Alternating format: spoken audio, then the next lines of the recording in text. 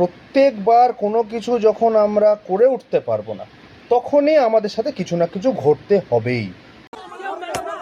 যে 2021-এ ঘটেছিল একটা ঘটনা, মাননীয় প্রাক্তন মুখ্যমন্ত্রীর সাথে পা ভেঙে গেছিলো, তার অ্যাট্যাক হয়েছিল, তারপরে সেটা সবাই জানতে পেরে গেছিলো আদৌ কী হয়েছিল। এবার গতকাল সেম জিনিসটাই তার সাথে ঘটে, হ্যাঁ, অভিষেক ব্যানার্জির সাথে ঘটে। কী হয়েছে, ওনার পরে অ্যাট্যাক হয়, উনি এখন বেলভিউতে চিকিৎসাধীন হয়ে গেছেন। এন মোমেন্টেই ওনাকে সোনারপুর যেতে হলো, যেই সময় ওনার বাড়ির দরজাতে সিবিআই দাঁড়িয়ে আছে। এই কর্মকর্তার বাড়িতে গেছে, আমার তো মনে হয় না সারা বছরে কোনো দিনও উনি, যতদিন রাজ্য সরকারটা টিএমসির হাতে ছিল ততদিন কোনো দিনও ওই বাড়ির দোরগোড়াতে উনি গেছিলেন আদৌ কিনা জানি না।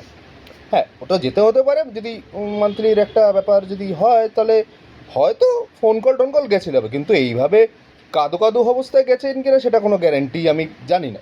কিন্তু আজকে সকালে কল্যাণ ব্যানার্জি, সরি আমার মাই মিস্টেক, কল্যাণ ব্যানার্জি, মানে অ্যাকচুয়ালি নামটা গুলিয়ে যায় তো মাঝে মাঝে হয় এরকম, না মানে এতগুলো বড় বড় মাথার আছে যে যখন তখন এক একটা নাটক সিনারিও করে না, নামটা ভুলে যায় মাঝে মাঝে।